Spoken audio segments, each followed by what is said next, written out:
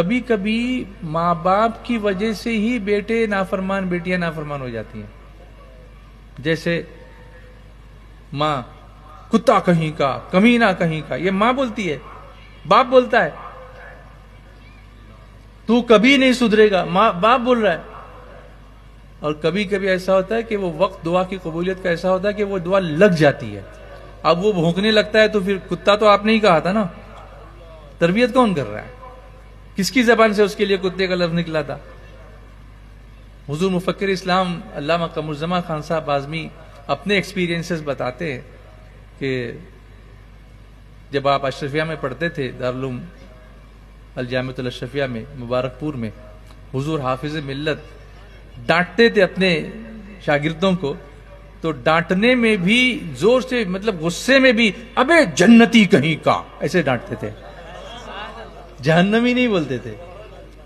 کبھی کبھی کوئی استاد یہ کہتا ہے جہنمی ہے، تو ایسے نہیں بولتے تھے، غصے میں بھی لفظ کیا نکالتے تھے؟ جنتی کہیں کا. اس سے پتہ چلا کہ ہم کو اپنے بچوں کی تربیت میں الفاظ کا جو چوائس ہے نا، چوائس، اس کو بہت احتیاط سے، دعا میں بھی اور یوں بولنے میں بھی. کمینہ کہیں کا، اور بعد میں کمینہ بنا تو کہتے ہیں حضرت اس کو سدھارو نا.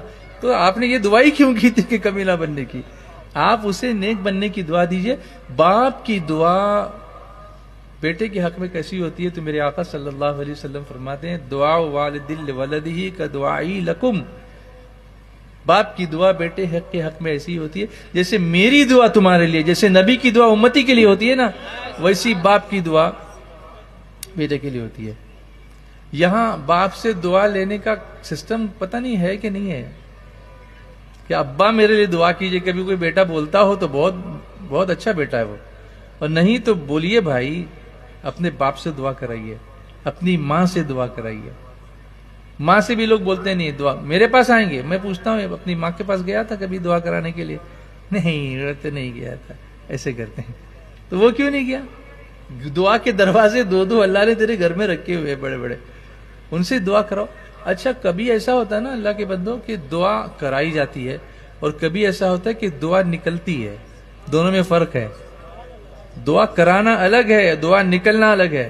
آپ بولو زبردستی ماں دعا کر، میں ایگزام میں جا رہا ہوں، وہ ایک الگ چیز ہے. لیکن آپ خدمت ایسی کرو کہ ماں کی زبان سے دعا نکل جائے، دل سے دعا نکل جائے، وہ دعا بات جو دل سے نکلتی ہے اثر رکھتی ہے، پر نہیں طاقت پرواز مگر رکھتی ہے.